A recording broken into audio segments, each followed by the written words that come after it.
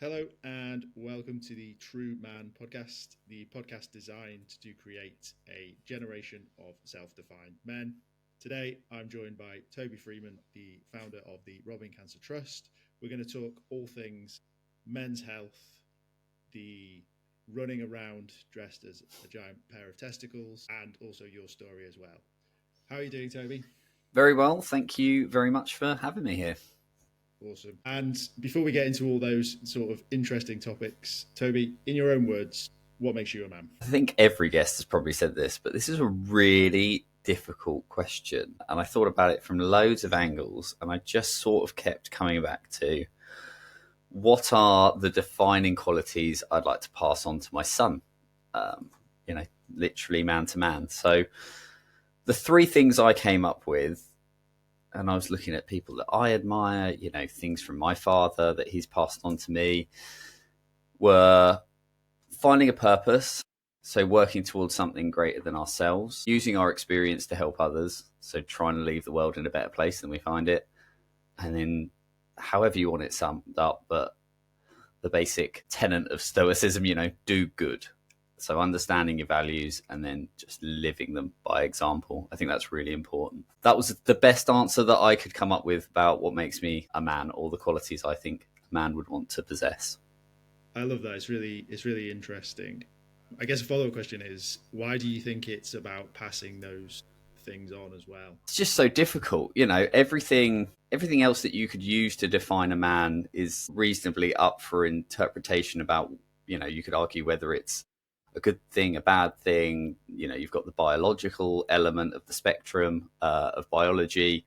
So for me, it was just, what are the qualities that I have been instilled with that I want to pass down? They were the undeniable ones when I kept drilling down into the three. If I can do good, help other people, and do something that's bigger than myself, then I think, whether you say that's for a man or just for all of humanity, it seemed like it was a good three to land on, I suppose. Whether that is defining a man or that literally could just be a good human, I suppose, is the argument there.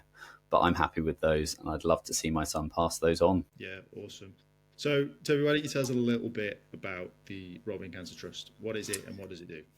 Yeah, so I lost my brother Robin, when he was just 24 to a late stage testicular cancer diagnosis. So I was his younger brother by 2 years. We were incredibly close, and I watched him literally go from the prime of his life. He was fit, healthy, active, health conscious, went to the gym like 3 times a week, played football twice a week, ran every morning, didn't smoke, barely drank, and ate clean. And I watched him go from that when he was starting his career, starting his journey in life, and all he ever wanted to be was a dad.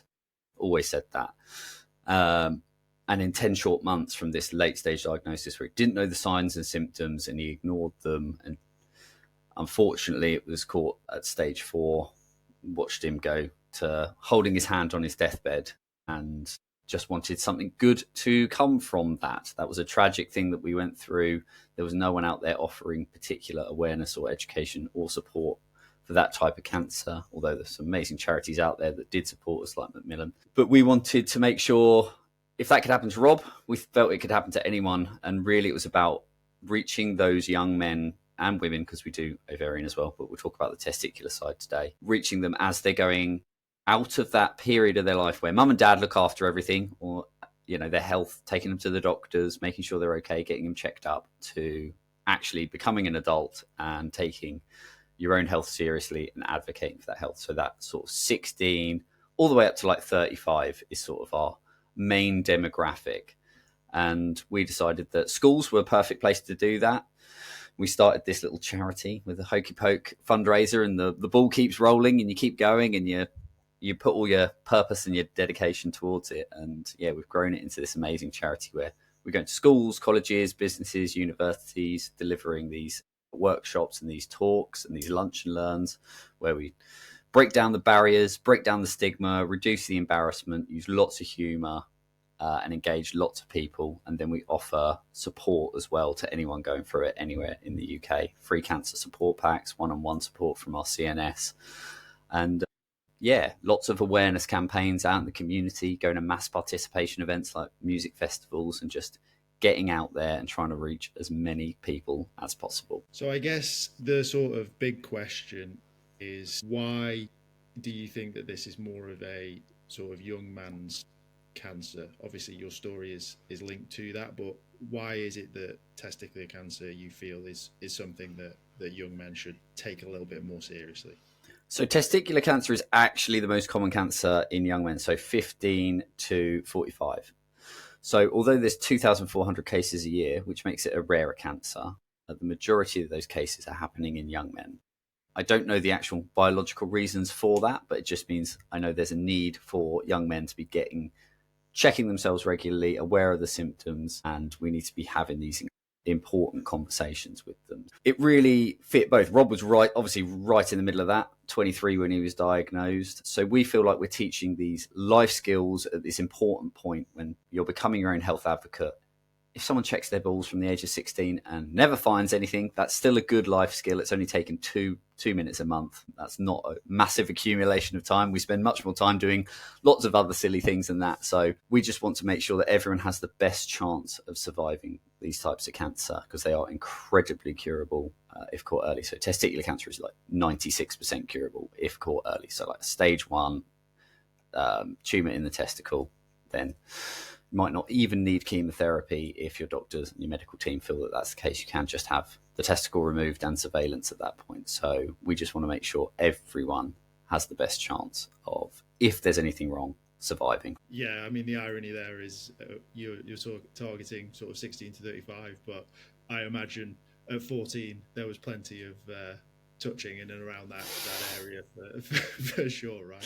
Yeah, you always make the jokes when you do, I'm sure you check them more than once a month, but actually this is how you need to check them once a month at most. So yeah, there's always a bit of banter in there with the young kids. I think it works well. For sure. Your story obviously ties in with your brother and him being fit and healthy and those sort of things. And I guess a lot of young men, I think that age is sort of increasing as well, which is probably why we see an increase in prostate cancer, as deaths from prostate cancer as well. This sort of undefeatability that men seem to think they have, that they're a bit of a superhero.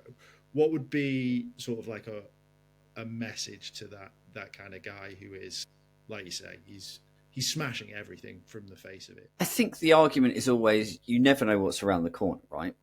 You can feel, I've literally seen it in my brother being invincible one moment to a cancer diagnosis the next. Like, you would never really have known there was much wrong with Rob. We were diagnosed at A&E, emergency sort of rushed in because he had a blood clot because the tumour had got so big. So I saw him go, and I looked up to him as the fittest, healthiest guy I could. And none of this is about scaremongering. It's just about being acutely aware of your body. Things can happen quite acutely that you can palm off as other things. It's just having that recognition inwardly of going, okay, actually, there's a few things. Those little amber flags that can quite easily turn into red flags. So when we're talking to kids, you go pain, lumps, heaviness, hardness, swelling, like the things guys will ignore, we hear anecdotally from our community is absolutely wild. Like a testicle the size of a grapefruit. You'd think that's impossible to ignore, but that's just that bravado, and that it's sort of half bravado, half not wanting to know that there's an issue, right? There's sort of two elements to that. No, nothing can be wrong because I'm fit and healthy, and maybe I don't actually want to know what's wrong. But, my brother had night sweats, so waking up absolutely drenched in the middle of the night. You might think, oh, it's hot, maybe I've got a virus. But if that's happening repeatedly over a long time, that amber flag can go into a bit of a red flag of your health. Fatigue, it's easy to go, oh, I'm a bit tired, I'm a bit run down, I've been down the gym, I play football, I've had a few late nights, I'm working hard. But if that is a chronic fatigue that's happening over months, then there's something wrong. Stomach issues, oh, maybe I had a curry last night, maybe I ate too many spices, or maybe I drank a bit too much, or maybe I'm a bit intolerant to milk. Or actually, if this is happening over a long period and I can't really work out why, then that's a bit of a red flag. So I think it's just about acknowledging, yes, we are young, fit, healthy, and it's unlikely that we're going to have a major health issue, but we're trying to just seep into the subconscious of, right, there are things that you need to be aware of, frequent, persistent, unusual. That's when we need to start triggering those, I think I need to go to the doctors and get this checked out. Yeah, it's the bravado one's really interesting. So when I was at university, I went to a house party, and it was a very big house, and they had a kitchen island on it. And this guy stood up on the kitchen island and was wearing those sort of night drift shorts and pulled out a testicle that was the size of a grapefruit and was basically almost proud of this thing that he'd got. My understanding and what he said was that it was just water on it and that he was getting it drained eventually, but he was like trying to show it off as this amazing thing that he had. And it was impressive to see, I'm not gonna lie, but it's a strange thing to show off. And I guess there's that sort of fine balance, right, with it being such a rare chance of death. But what are some of the other complications or other things that may happen if you leave testicular cancer too long? Yeah, it's a good question. Any cancer, the longer you leave it, the worse your prognosis is going to be. And the worse your prognosis is going to be, the more treatment you might need, the more side effects you might need, and ultimately your risk of death goes up. We want to catch all cancers, including testicular, because we literally have the power in our hands to be checking once a month. We want to catch that as early as possible. So the longer you leave it, it might spread. So the staging, people might have heard of the 1, 2, 3, 4 staging. That is just how far that tumour is spreading. So it would start in your testicle, it would spread up to your abdomen. Obviously, we hear a lot of people in the later stages hearing back pain, stomach issues. That's because the cancer is spreading. And obviously, that can continue spreading. And the more it spreads, it might go to your lungs, might go to your brain, your bones, really complicated places you do not want a cancer. And the harsher, more aggressive, and the unfortunately less likely to work the treatment gets, the longer you leave it and the further your cancer has spread. Obviously, with treatments, we understand there is a fantastic regimen of treatments. It's been pretty similar for years now, because there is a very good effective rate of the way they do the testicle removal through the chemotherapies that you get. But the more treatment you have, the more side effects you might have. So you're talking lifelong effects, like you might get neuropathy, nerve damage, you might have more operations, therefore more scarring, more body issues, fertility issues might happen as well. So and obviously all of this, while you're going through it, is going to have a larger toll on your mental health as you go through this as well. And let's not even talk about the life implications, because the longer you're in treatment,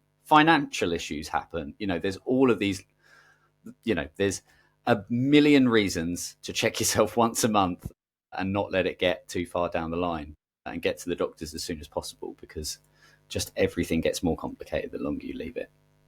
Have you got a simple way of checking, as we sort of joked? Yeah. There's a little bit of touching down there, but maybe if you sort of talk through to the listeners what a thorough check sort of looks like.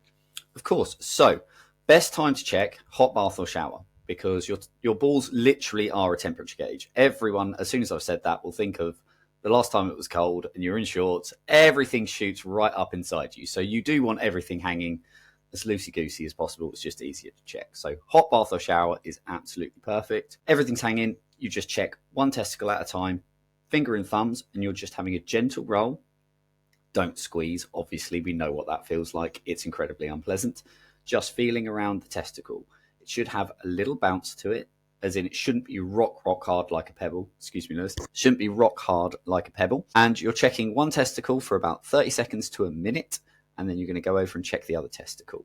Now, your testicle is a ball like an egg, and it has the epididymis, which is your sperm cord. Now, that can be wrapped around the side, around the top.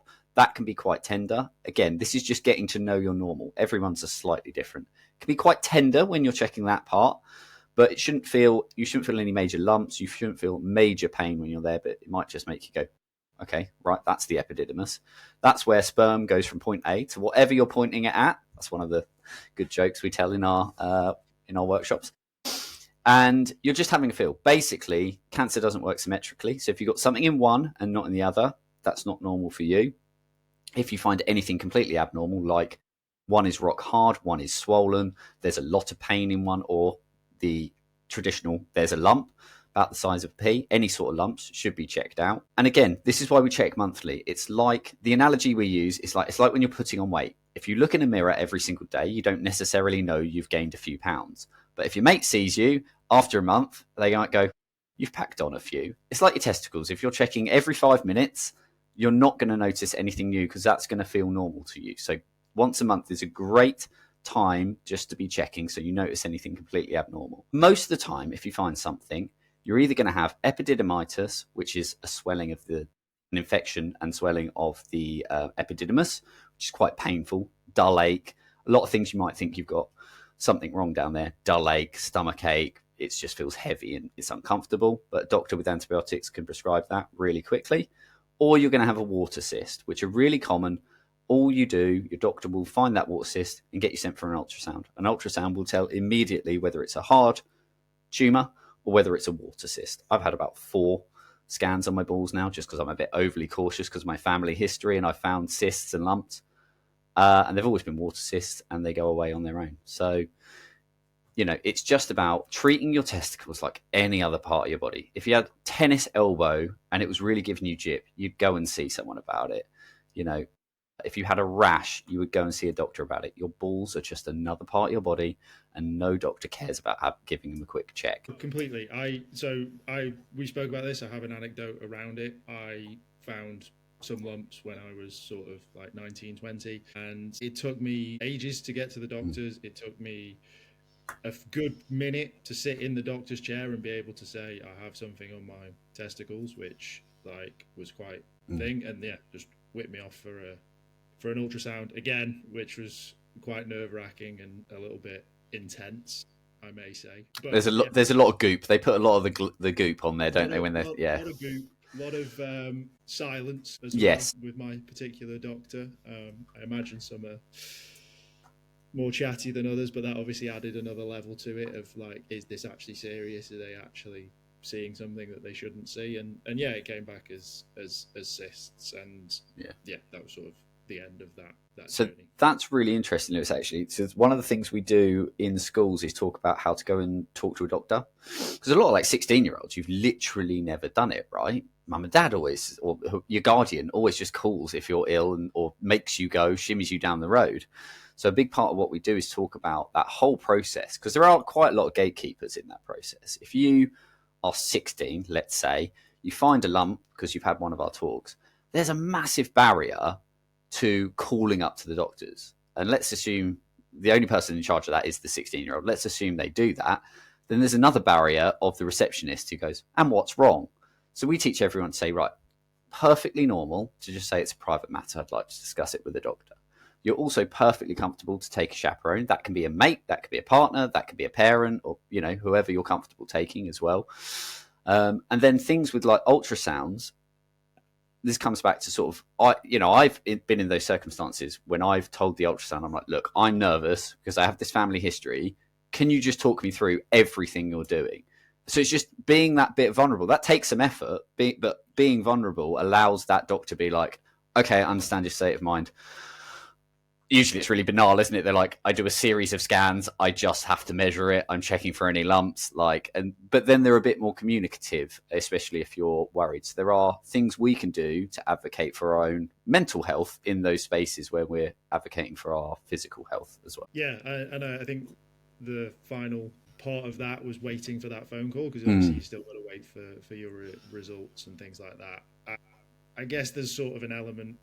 I've always been of an average that if the doctor isn't running around, then it's not that serious as well. So like the sort of longer you're being pushed down a waiting list, the less of an issue it should really be. But that's just sort of an anecdotal, probably not a true theory, but it makes me feel comfortable at least. So yeah, what else can guys do to sort of break that stigma? Because I've read a lot on a lot of different diseases around guys just basically never going to the doctors, cramping up, going through pain, and just trying to ride it out, if you will. It's really hard. I mean, it is genuinely hard. I mean, it's really easy for me to say, we all need to be our own health advocate. We all need to just get over that embarrassment. But I suppose what are the societal barriers to that? And that's what I reflect on a lot. And The reason we as a trust use humour so much is because we think that is probably the biggest barrier to break down. You know, the biggest icebreaker for us is making someone laugh. So we are talking inherently about a very serious subject. You know, no one thinks cancer is funny, right? Balls, on the other hand, are generally accepted as quite funny. You know, balls and farts, you know, that sort of stuff. We're in the childish realm, so that's okay. So how do we merge those two? The one for us is if we do something that is so silly, so overtly what could be described as embarrassing, like standing in the middle of a field with a giant pair of balls around your neck, which is what we do. All of our volunteers, we get these giant neck signs. You hang them over your head, you look like you've got a giant pair of balls, and we've got ovaries on the other side. But we're making ourselves the butt of the joke, and that's the really important thing. So we recognise that banter is a barrier, but banter is also a really positive thing that we can flip on its head. If we can take that negative of what you might construe as toxic male banter and go, okay, we are giving you permission to walk out into a field and call us a dickhead. That's the classic joke. You know, the guys go, oh, you're a dickhead, mate. And you're like, I am. But do you know why I'm standing here like this? And then you're like, oh, we've instantly had that connection because we've all laughed about the silly thing I'm doing. I'm not laughing at your balls. You're laughing at my balls. Let's have an important conversation. So it's hard. That's the slow empowerment and the breaking down of the stigma. And that sort of goes across all of our social channels, all of our campaigns that we do, our website, into, you know, that touch point we have physically with guys out in the community, in the schools. And it's amazing. You know, you start these talks and one of our big icebreakers is go into a school and just get all the kids to shout out the names for bollocks. Like, it's hilarious. You know, the girls love it as well. Obviously, when you're doing like a big assembly, everyone gets the opportunity to shout about it. They're all shouting testicles, gonads, balls, plums, ghoulies, whatever. And you write them down. It's a really nice way. Again, everyone's just like, the weight has been lifted. I'm allowed to shout about this and talk about it. And then we'll get whoever the most senior person in the room is, whether it's the CEO, the MD, or in the schools, you get the head teacher, or the best one is always the PE teacher. As soon as I say PE teacher, you all know the guy with the short shorts on who loves pretending he's the best at all the sports. You get him up on stage and you get him to check his balls with our giant prosthetic testicles that we use in front of the entire school. And again, you've given the kids, the young adults, the ability to laugh in a positive way at their teacher. It's good banter. And that's going to stick in the memory. You know, I'm not expecting 300 kids to go and check their balls. But what I am hoping is that if we go and do something so stupid, when they are thinking about it, they've either taken our literature or they go, who was that guy that came in with a giant pair of balls and started talking bollocks? Okay, I'll just Google talking bollocks. Oh, there we are. There's the Robbing Cancer Trust. All the information we need is there. So it's a slow burn, but that's how we want to start breaking down these barriers. As long as we're consistent across all of our media, then hopefully that'll start changing lives. Yeah, for sure. Have you thought about the sort of longer term impact of this as well? So obviously having a conversation around testicular cancer, but what that might look like in later life. So obviously prostate cancer is obviously a big issue right now for men, sort of 45, 55 plus, and that stigma of getting checked for that because it's an entry sort of process. But do you think breaking that stigma down and being able to have conversations around cancer and checking should in the future make that for this next generation a lot more simpler? Because I have friends that have got it in their family and they're like, I'm getting checked because of similar to yourself, right? It's that it's a bit close to home kind of thing. But do you think this is like creating that, like you say, health advocate? Absolutely. So there's another one as well. Obviously, colon cancer is on the rise in young people in general. When you talk about having to find that's generally through an entry point with the colonoscopy as well. So again, similar sort of stigma issues. But yes, I absolutely, truly believe that talking about any of these things has a wider impact. I think when we can talk about testicles is the extreme spectrum, right? You know, you talk about health issues in general, you know, mental health is obviously very stigmatized. You've got things that really aren't stigmatized, like hurting your knee, breaking your ankle, whatever, like you just go and get those fixed. Testicular, prostate cancer checks, colonoscopies, you're probably at the extreme end of stigma. So us going in at a very early age and really doing what we do is going to create health advocates that are more aware in all aspects. Like I say, some of what we talk about is quite generalist. Talking about how to go to a doctor's is just breaking a general barrier of stigma down. If you can talk about testicles, you can talk about anything. If you can go and get your balls checked by, a doctor at 16 and you've advocated for your health, then a prostate cancer check when you're 45 and, you should have a fair few more years experience through that. You should be absolutely fine. Pooing on a bit of whatever you do, pooing on a bit of paper and scooping out and doing a poop thing when you're 60 or whatever age it is, shouldn't feel like too much of an onerous thing. We see this in our community, anecdotally, when men start talking about their health issues and opening up and being vulnerable, it gives permission to other men to go and talk to them about things. We get talked to as volunteers and as staff all the time about everything, every type of cancer, every type of health issue. And that's because we are just giving permission, and people crave it. People want to talk about it. They want to tell their stories. It's not always testicular cancer. Often we obviously get older gentlemen talking about prostate cancer, but people just telling stories of loved ones, family members. It's just creating a space where we say we're okay talking about anything really, because, we're doing this silly thing. So everything else is fair game. And I think that's the slow burn, the cultural and generational shift towards, hopefully, men, because we are much, much worse than women, talking peer-to-peer. And just, I think that peer-to-peer part is probably the biggest part of self-advocacy, because that's where the real empowerment happens. Rather than me coming into school and trying to empower you one time, wouldn't it be much better if you and your mates were sitting around talking and just being like, guys, I think I've got a lump. The same way you look at this weird lump on my ankle, and your mate might go to a doctor. That's weird. That's what we want. For sure. And I think even to bring back that banter in, I think that's allowed there, right? I think if you're through a group of safe mates, it's okay to go, that's a bit weird, mate. Probably go get that sorted, though. I love that. That's something, the second big question that you've asked me. Banter. There is absolutely a time and a place for banter. I don't think banter is a bad thing, but banter is underpinned with the comfort of peer-to-peer support. And that safety in knowing that it is, there's a big difference between the whole school taking the piss out of you because something happened, I don't know, whatever it might be, or a large group of men just taking the piss out of you, knew at a football club or something, and something happens. And that's very, very different to your mates having a bit of friendly banter in a positive way. Not going to be like, men can't joke. That's not the question here, or the answer here whatsoever. It just needs to be underpinned by peer-to-peer support and that safe environment. Yeah, one thing you mentioned is this sort of next generation and their ability to, I guess, a lot more open, this sort of Gen Z, and then we have the older generation that's probably more that shut up and crack. Yeah, I think there's this sort of weird middle ground with millennials, where we maybe think that we're fitter than we are, so there's a big elongation into sport, so a lot of guys are still running or playing football into their 30s, where maybe that would be replaced with drinking from an older generation. Do you think that stigma is still sort of ingrained in that millennial side of things, where it is still a little bit harder, like, I'm running so I'm fit, so I don't need to worry about anything else, I don't need to worry about mental health, I don't need to worry about my personal health?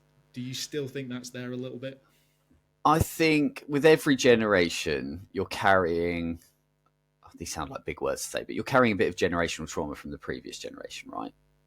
I think there's a couple of things. The old adage that millennials knew midlife crisis is basically doing a triathlon and starting a podcast, isn't it? Which me and you, Lewis, are terrible examples of. But, that is the joke, isn't it? It's we all get into CrossFit and start doing all these things and climbing mountains in our mid-30s into 40s. So, which is not a bad thing at all. But yes, I think there's a bit of our peak is perhaps lasting longer, so that invulnerability. But also when I'm talking about generational trauma, when you talk about that stiff upper lip boomer generation where the doctor, they were gospel and you didn't go to the doctor unless it was absolutely necessary. And that's just what we carry forward is perhaps I don't want to bother them. I should be a bit embarrassed about this. Keep quiet about it until it absolutely needs to be said, because we don't have those barriers broken down. What I think our generation can do for the next generation is create the environment of, no, you can advocate for yourself, because I have seen doctors Google things in front of me, which means you can Google things occasionally and you can go to them like this. And I think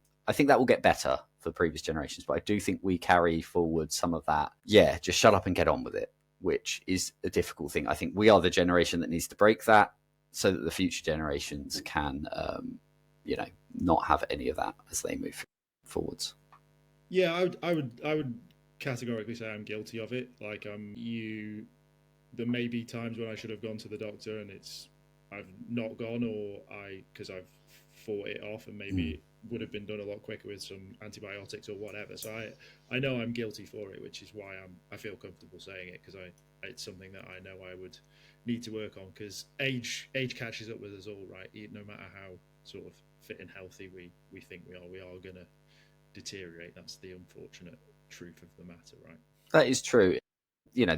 We do face other barriers, right? Doctors and primary care at the moment, acutely over the last sort of 12 to 15 years, have become less accessible. That is actually an issue for our generation.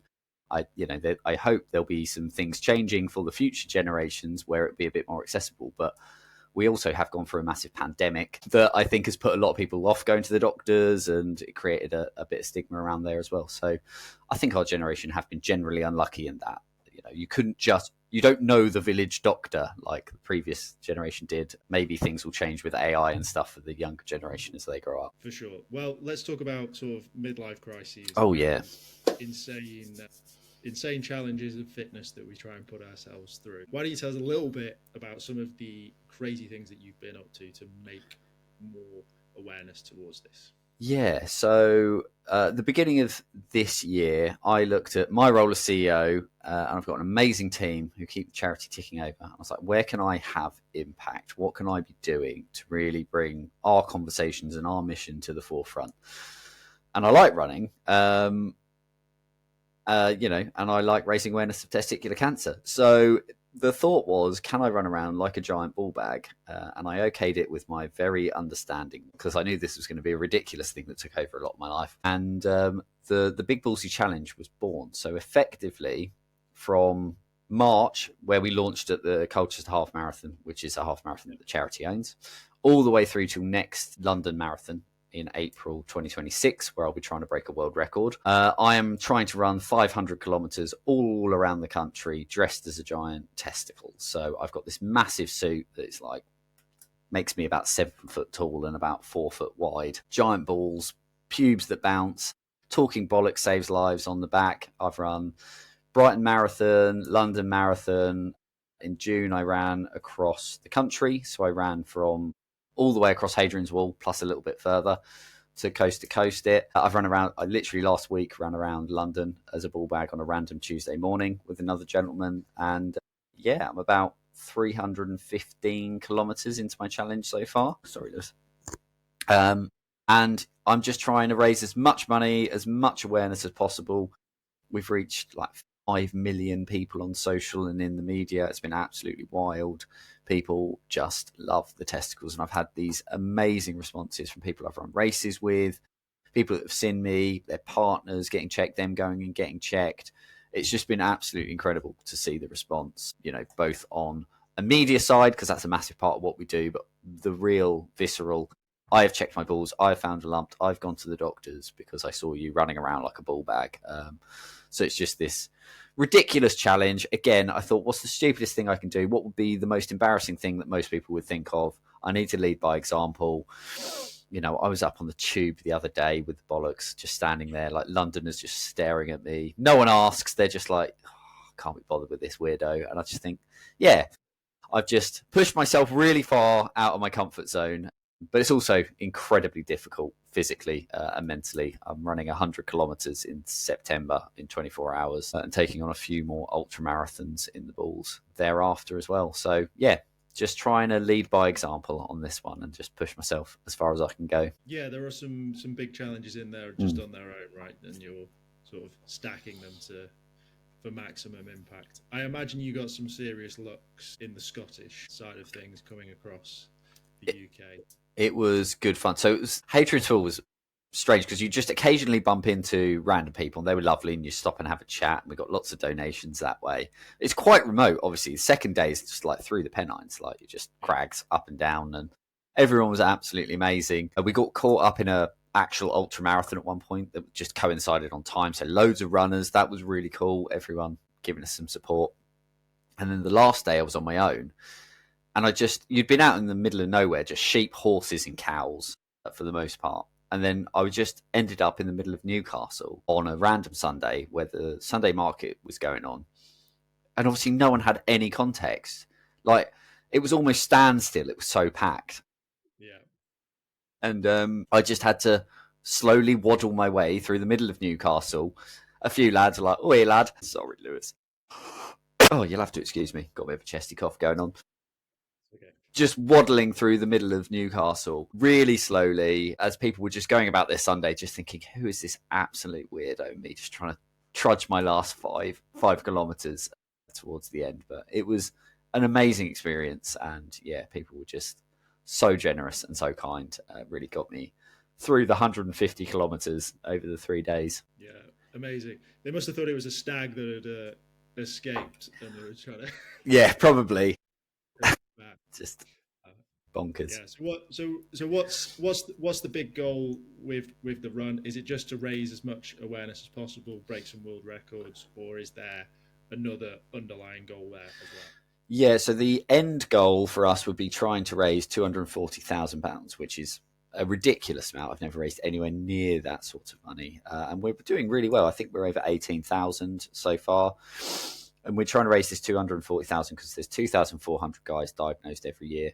Sounds like a lot of money, but that's only £100 per person diagnosed. And that would allow us to send a free cancer support pack out to them via their medical team and offer some one-to-one support and signposting from our CNS and bring them into our community so that everyone who's diagnosed with testicular cancer gets the support they need. Do you do some support with guys after the diagnosis and things around that side of things? So maybe guys who've had testicles removed and sort of, I guess, the stigma and the shame or thoughts around that? So we're actually building those services at the moment. We had some amazing funding to bring our CNS, so that's a clinical nurse specialist, in-house, and she has spent the last 6 months talking to the community, talking to all of our charity partners, talking to all of our stakeholders, all of our community, just finding out what are the issues. So how do you want to be supported? What is out there that we don't have to create? Because part of charity's job is not constantly create things.